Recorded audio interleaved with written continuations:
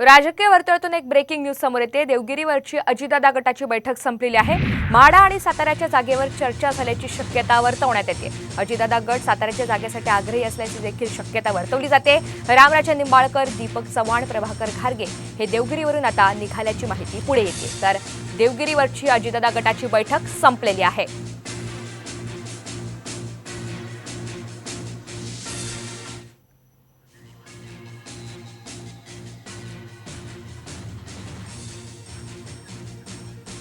तर अजय बोरस्ते हे एकनाथ शिंदे यांच्या भेटीसाठी दाखल झाल्याचं कळतंय। शिंदेंच्या शिवसेनेकडून नाशिकच्या जागेसाठी अजय बोरस्ते यांना ग्रीन सिग्नल मिळाल्याची माहिती मिळते आणि मुख्यमंत्र्यांनी अजय बोरस्ते यांना बोलावलेलं होतं। त्यानुसार आता ते मुंबईमध्ये दाखल झालेले असून एकनाथ शिंदे यांची अगदी थोड्याच वेळात ते भेट घेणार आहेत। अजय बोरस्ते हे आता ठाण्याकडे रवाना झालेले आहेत।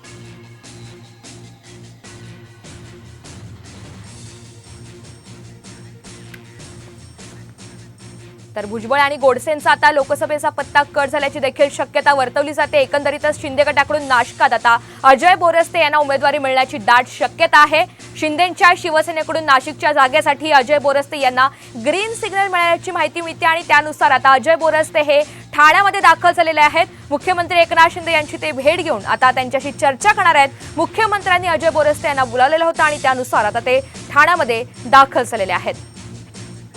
त्यामुळे भुजबळ आणि गोडसे यांचा लोकसभेचा पत्ता कट झाल्याची चर्चा आहे। गेल्या 4 ते 5 दिवसांपासून अजय बोरस्ते यांच्या नावाची चर्चा सुरू होती आणि आता त्यांना ग्रीन सिग्नल मिळालाय असं देखील कळतंय।